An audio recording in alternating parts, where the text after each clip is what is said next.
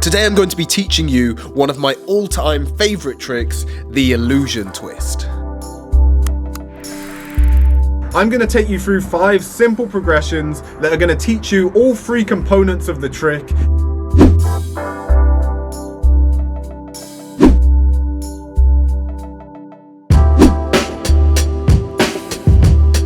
In a really easy way where you don't have to fall, you can just work on each of these steps and you'll get yourself an illusion twist.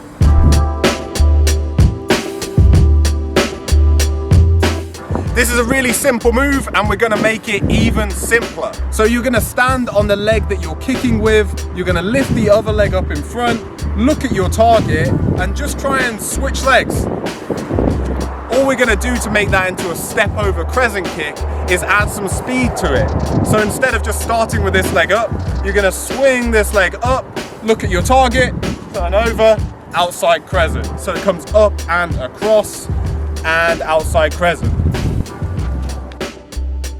A common mistake with this one is looking at the ground. Make sure you don't do that. You want to see your target all the way through that takeoff and through that kick. Easy. On to progression 2. This progression is going to teach you how to land in a turbo position. The position you're going to be landing in out of your illusion twist. So we're going to make it super simple to start with. Take your kicking leg, the one you're doing the outside crescent with, and bring it up to the other side of your body. All we're going to do from here is jump off this leg and land on 2 feet. Think about squeezing your butt. Think about pushing your hips forwards. You want to try and lock out in the air. So as this leg comes across, I lock my hips by pushing my butt forwards and land on 2 feet. So leg up, lock the hips, land on 2 feet. Try and get nice and comfortable with that. And then we're just going to do a turn into that. So you're going to step onto the other leg, lift your outside crescent leg and land on 2 feet. So this is kind of like a cheap 360 turbo. You're just going to step over and bam. Progression number 3. For this one, we're going to put the last 2 progressions together. So you're just going to do a step over, outside crescent kick, and you're going to land in turbo. So when you're in the air, this should feel exactly the same as our last progression. You're bringing that crescent kick across your target. You're going to lock out your hips in the exact same way and then land on 2 feet. So you might notice that this step is a little harder than the last ones. To make it a bit easier, try and think about what your arms are doing. As you swing that leg up, think about your arms being over to this side of your body, and then as you swing the leg across, use your arms to help twist you round. The more you can twist your upper body, the easier it's going to be to get your legs round into that landing position. If your head and chest don't come round first, you're going to find yourself doing something like this and struggling to get all the way round to that turbo position. You might find your kick comes out like that instead of straight across. So you need to make sure your arms are generating that twist that's going to help you to pull that leg through your target.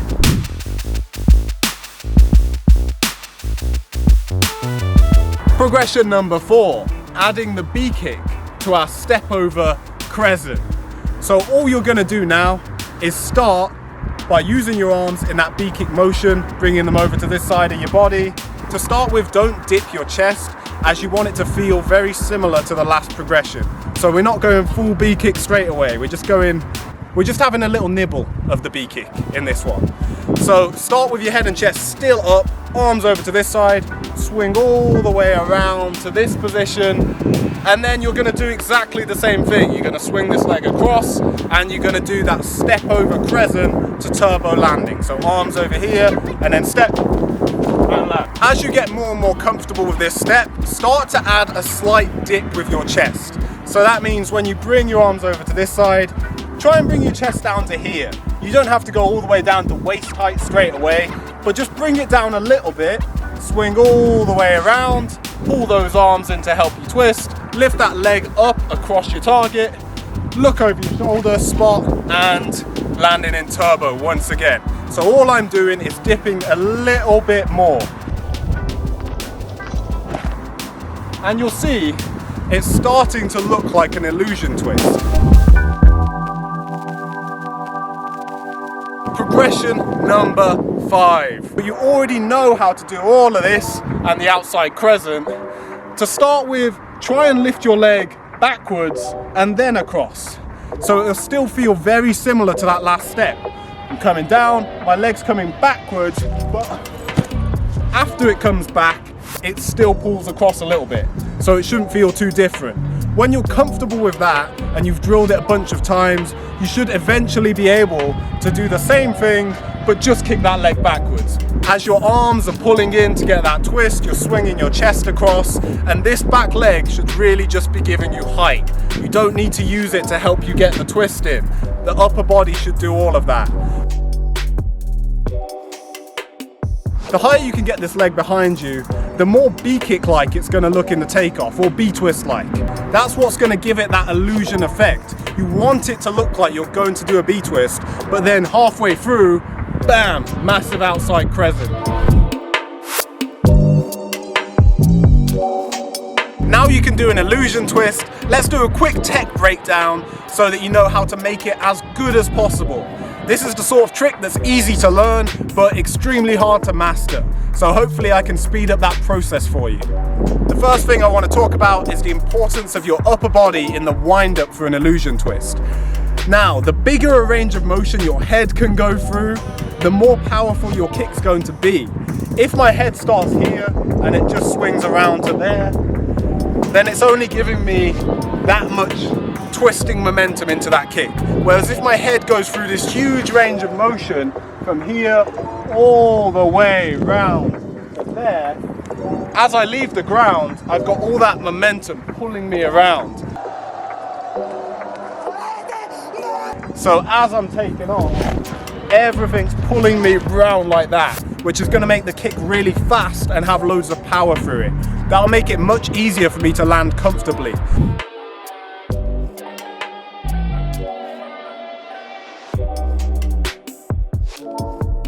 So make sure your head goes through that huge range of motion in the takeoff. That will make the kick much more impressive. My second key point is what you do in your takeoff.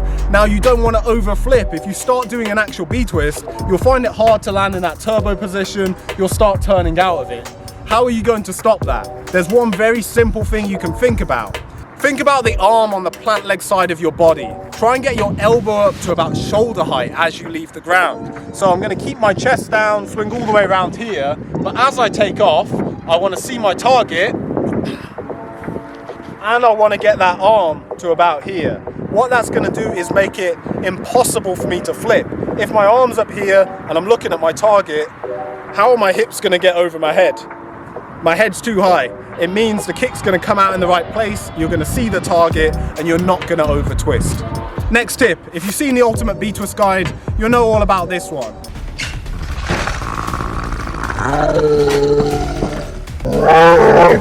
You don't want late dippy lift knocking at your door. You want to make sure you get your full dip done before you have any weight on that plant leg. So try and get to your lowest point with your chest while all your weight's on this leg. That means as you put your weight onto that plant leg, you're lifting your head and chest. If your head and chest lift at the same time as you're pushing through your toes, same time as your leg coming backwards, it's going to lift your whole body higher. So this is all about making everything work in time. Finish your dip whilst you're on that leg, and then everything can all come up at the exact same time. If I were to jump and not use any of my upper body, just use my legs, I can go this high. If I were to use my whole body in time, I can go that high. Simple. As you're taking off, wrap your arms tight into your chest. Treat this move like a power twist. I put as much twisting force into this as I would into a double B twist. So as you're leaving the ground, you've swung all the way across, this elbow's coming up, you're gonna wrap your arms in. The faster you can twist your upper body, the faster that kick's gonna be, the sooner you're gonna finish the move so that you can just be dropping out of it and making it look super easy. And an obvious thing, straighten your legs. This is a trick where you can have both legs straight pretty much the whole time. You want to be careful on the landing, make sure you're braced for it so you don't hyperextend the knee or something like that. But when you're in the air, you want to have both legs straight with pointed toes. That's going to make this move look as big and as impressive as possible. And one more thing for landing safely, as you're bringing that leg across, make sure you push your hips forwards. Squeezing your butt should do that, so you should be doing it anyway, but this is actually a really common mistake, as a lot of people will bring that leg around, try and land on 2 feet, but not push their hips forwards. What that's going to do is put a lot of pressure on your back when you land, as you're going to be like this. Everything's going through your lower back. You're going to be landing on your heels, which isn't going to be as good for your ankles and knees, and it's not going to look as good, as you're probably going to land and be off balance, falling backwards. So make sure as you finish the move, your hips come forwards. It's going to allow you to land on the balls of your feet. Your weight's going to be stacked nicely over your legs, so you're not putting everything through your lower back. It's just going to be better in general, and it's going to look a lot nicer as well. If you learn this trick, then post it, tag KTL, we'd love to see it.